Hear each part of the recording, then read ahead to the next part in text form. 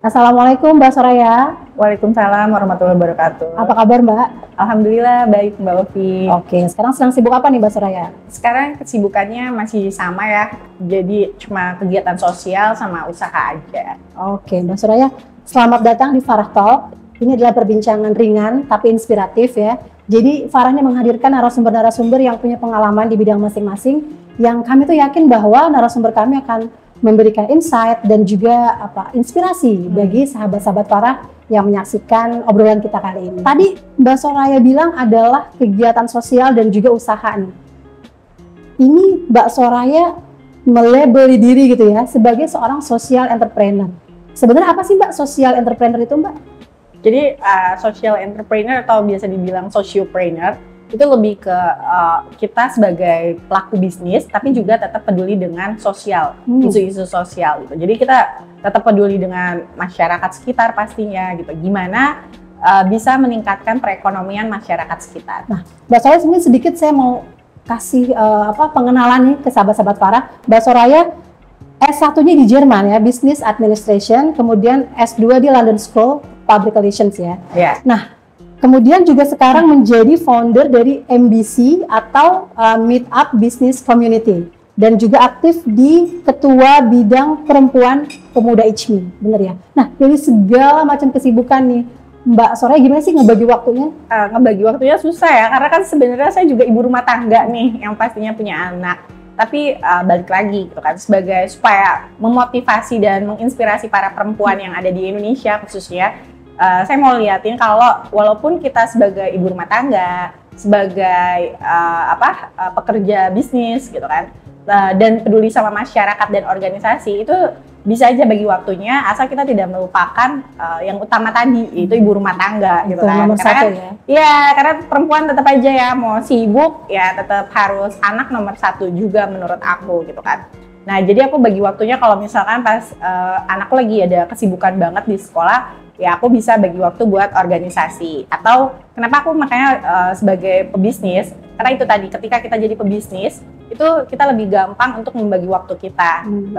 Karena jadi nggak perlu ngikutin bos lagi kan gitu. Ingin jadi pengusaha juga tapi juga ingin berbuat untuk masyarakat ya. Sebenarnya tantangannya untuk jadi sociopreneur itu apa Mbak? Tantangannya yang pertama itu kita harus lebih jeli ya melihat peluang-peluang bisnis. Karena kalau misalkan bisnis itu kan butuh orang yang kreatif. Karena kalau misalkan, saat ini lagi kurang bagus nih, gimana caranya kita mikir ide kreatif, inovasi untuk usaha kita. Itu yang pertama. Yang kedua, untuk masyarakat. Nah, untuk masyarakat kadang kalau misalkan kita berbuat nih, apalagi kalau misalkan saya di sini organisasi juga, nanti dikira itu pencitraan gitu kan. Padahal sebenarnya enggak, tujuannya untuk ya itu tadi berbuat baik. Jadi dan nggak gampang juga ya, karena walaupun kita misalkan memberikan ilmu nih buat para perempuan khususnya untuk gimana menjadi seorang usaha gitu kan, atau gimana mereka membuka UMKM. Nah, tetapi kadang tuh susah gitu lah, karena pengetahuan mereka yang minim akhirnya membuat mereka jadi setengah-setengah gitu. Sebenarnya kan nggak bisa ya kalau setengah-setengah. Kalau misalnya kita mau usaha tuh harus fokus gitu. Oke, jadi Mbak Soraya ini juga dalam kegiatannya banyak melibatkan perempuan ya berarti ya? Iya. Kalau tadi kan ada founder MBC gitu ya, Meetup Business Community. Sebenarnya apa sih MBC ini Mbak? Meetup Business Community ini adalah pertemuan, makanya namanya Meetup. Ya. Jadi pertemuan dari beberapa orang, nggak cuman pelaku usaha, tapi juga seperti reseller gitu ya.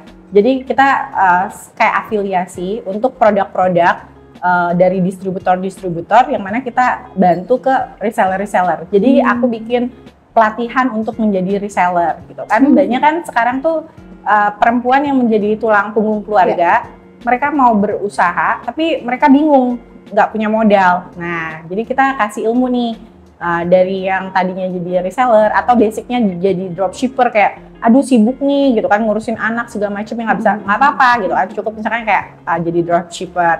Nanti ada coachingnya, ada pelatihannya. Okay. Nah biasanya itu kita per RW ya. Jadi langsung ke bawah ya? Ya benar-benar langsung ke masyarakatnya langsung. Kenapa? Karena kalau misalkan kita cuman by kayak online gitu ya, sosial media, terkadang kan nggak merata. Tapi kalau misalkan ke bawah langsung per RW, jadi RW mana nih di selatan misalnya. Walaupun di selatan itu kayak banyakan ekonominya ke atas, tapi nggak juga gitu kan. Masih ada 90 RW yang ekonominya di bawah. Nah, jadi kan dari 90 RW ini bisa kita manfaatkan untuk membantu perekonomian perempuan itu jadi lebih maju gitu kan. Jadi lebih mereka lebih apa ya? Lebih ini ya, bisa mandiri secara finansial gitu. Jadi dan MBC ini jadi lebih banyak anggotanya adalah perempuan gitu ya. MBC ini sebenarnya in general bisa juga laki-laki. Cuma lebih banyak itu perempuan. Kenapa? Karena kan perempuan itu mungkin lebih kreatif ya daripada laki-laki. Tahan banting ya? Iya. Terus kayak manajer yang bagus itu kan sebenarnya perempuan ya. Karena perempuan itu bisa mengelola keuangan dengan baik gitu kan. Jadi yang banyak bergabung di kami itu adalah perempuan. Oke. Jadi tadi kegiatannya berarti istilahnya langsung terjun ke masyarakat ya? Di face to face itu pelatihannya? Pelatihannya ya face to face, jadi benar-benar offline. Kenapa kita bikin pelatihannya face to face? Karena sebelumnya kalau misalnya kita bikin online itu jadi kurang lebih dapat ya.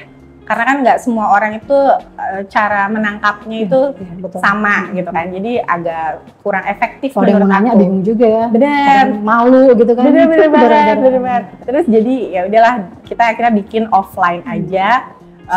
Kerjasama dengan ketua RW atau ketua PKK setempat, terus ya itu kita kasih pelatihan. Ya, kalau misalnya tadi kan terjun ke masyarakat langsung ya, ada nggak sih ketemu perempuan-perempuan tuh yang masih takut ngelangkah gitu ya, yang masih takut maju atau mungkin terbatas dengan kondisi gitu? Banyak banget ya, justru sebenarnya itu tuh mungkin mereka merasa adalah hambatan. Karena banyak juga perempuan ketika mereka ingin melangkah, yaitu tadi balik lagi, kayak misalkan dia ibu rumah tangga. Pasti kan kalau ibu rumah tangga itu harus izin ya sama suaminya. Terus suaminya nggak kasih izin, padahal tujuannya untuk membantu perekonomian keluarga. Nah itu kan menjadi sebuah hambatan. Yang akhirnya jadinya bikin si perempuan-perempuan ini kayak, udahlah nggak usah lah di rumah aja gitu kan. Nah itu yang harus jadi tantangan tersendiri juga ya buat saya, untuk membuka mindset para perempuan di Indonesia, bisa kok tetap di rumah, jadi ibu rumah tangga, tapi tetap bisa membantu perekonomian keluarga gitu. Nah kayak sekarang kan kita manfaatin era digital nih gitu, kayak bikin reseller, platform-platform yang memudahkan mereka untuk bisnis gitu, itu UMKM. Nah itu kita bisa coachingin ke arah sana gitu, memanfaatkan digital tapi juga tidak melupakan kodratnya mereka sebagai ibu rumah tangga. Ini sudah sejauh mana Mbak jalan MBC ini? Kalau dibilang sudah sejauh mana sih, alhamdulillah ya sudah banyak dari beberapa lingkungan. Selain di Jakarta, kita juga ada ke daerah Bogor, terus ke Bandung dan juga Jepara. Tujuannya sih pengennya rata seluruh Indonesia. Kenapa? Biar kita tuh bisa membantu perekonomian perempuan di Indonesia ini semakin kuat, otomatis juga meningkatkan perekonomian di Indonesia. Jadi boleh tahu nggak sih, jadi motivasi kalau pribadi ya untuk menjadi seorang sociopreneur ini apa sih Mbak? Motivasinya sebenarnya tujuan hidup saya itu kan pengen menjadi orang yang bermanfaat bagi banyak orang. Nah, terus kalau misalkan cuman bisnis, itu kan hanya profit yang kita pikirin. Berarti kan hanya keuntungan untuk diri saya aja. Nah, ketika menjadi sociopreneur, karena motivasinya itu pengen menjadi orang yang bermanfaat bagi orang banyak ya. Jadi akhirnya itu yang membuat saya, kayaknya saya harus berbuat usaha, tapi tetap bisa bermanfaat. Nah, dengan bisnis meetup ini kan kita bisa usaha, tapi bisa menjadi orang yang bermanfaat kan. Oke deh Mbak. Nah, kalau ngomongin tentang perempuan nih, tadi kan kita udah mencoba memberdayakan perempuan dari segi ekonomi gitu ya. Nah, kalau kita ngomongin juga tentang perempuan, saat ini kan kita udah mau deket pemilu nih. Ya, kalau misalnya dalam kacamata Mbak Soraya nih sebagai seorang sociopreneur yang banyak terjun ke masyarakat kan, ngelihat perempuan-perempuan di banyak tempat, sebenarnya perempuan Indonesia tuh udah melek politik belum sih Mbak? Kalau dibilang sudah melek politik itu masih jauh ya, masih banyak perempuan Indonesia itu yang takut untuk terjun ke dunia politik. Kenapa? Karena kan di Indonesia tuh masih lebih ke patriarki. Jadi benar-benar yang mitos bahwa laki-laki itu lebih superior daripada perempuan. Ditambah lagi kan banyak juga tuh cyberbully ya. Rata-rata itu korbannya adalah perempuan. Mungkin kalau laki-laki body shaming mereka kayak biasa aja, tapi kan kalau perempuan kayak perempuan kalau misalnya dibilang gendut lu pasti kan kayak ih kok gendut sih gitu kan. Nah itu yang membuat perempuan tuh akhirnya takut untuk terjun, sehingga mereka tuh takut untuk melek politik gitu kan. Padahal ketika mereka terjun ke dunia politik itu banyak hal yang bisa bermanfaat juga ya buat mereka gitu kan. Dari sisi organisasi pastinya gitu kan. Terus kalau misalkan ada korban KDRT perempuan-perempuan ini, ketika mereka terjun di dunia politik, mereka bisa menyuarakan para perempuan yang menjadi korban seperti mereka. Bisa lewat lembaga bantuan hukum gitu kan. Jadi suaranya tuh masih lebih bisa didengar gitu kan. Sayang banget ketika kita punya kapasitas untuk di sana, tapi kita nggak berani untuk terjun.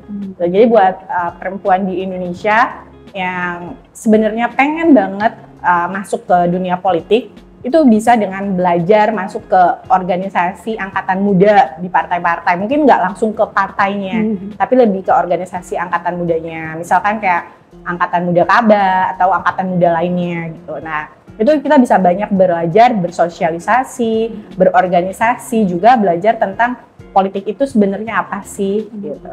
Kalau misalnya apa sih sebenarnya yang dibutuhkan perempuan untuk bisa survive gitu di dunia politik? Yang pertama harus tahan banting. Karena kan perempuan tuh gampang baper ya. Sebentar-sebentar langsung kayak aduh ngambek, sebentar langsung kayak oh kok gini ya gitu. Karena aku pun mengalami ya. Jadi pas masuk tuh itu udah pasti tuh. Apalagi kalau misalkan di politiknya banyak perempuannya nih. Itu udah ada jealous-jealousan atau saling menjatuhkan. Malah gitu kan. kurang woman supporting woman-nya ya. Iya, gitu kan. Jadi mungkin kan mereka punya visi misi atau punya kepentingan individu sendiri ya. Jadi ya kalau misalkan kita nggak kuat ini ya nggak kuat mental dan nggak tahan banting, pasti bakalan nyerah sih. Jadi kalau misalkan apapun gitu kan, ya itu tadi balik lagi goals-nya apa gitu kan. Kalau misalkan goals-nya kita ingin memperjuangkan suara perempuan atau ingin menjadi lebih bermanfaat, ya udah tutup mata aja deh sama hal-hal yang membuat mental kita down kayak gitu. Karena kadang banyak yang nggak penting ya, yang ganggu gitu, bener-bener untuk kita mencapai tujuan gitu ya. Iya bener-bener. Belum lagi isu-isu miring lah yang sebenarnya tidak terjadi gitu kan. Nah, itu udah biasa sih. Itu tadi salah satunya juga perempuan rentan juga nih ke bawah hoax gitu ya, ke bawah berita-berita bohong. Nah, ada ini nggak pesan-pesan kalau dari Mbak Soraya supaya perempuan nih lebih cerdas lagi untuk memfilter hoax-hoax di dunia maya nih?